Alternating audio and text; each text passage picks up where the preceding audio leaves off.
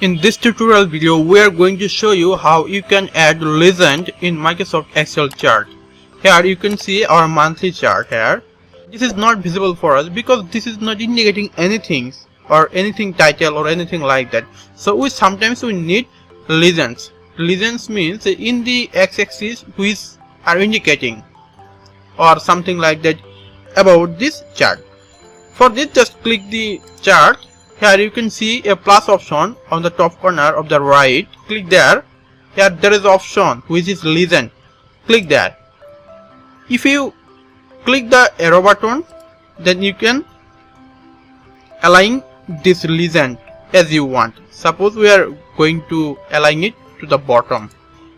Now you can see the legend here, which indicates that this is a monthly sales graph.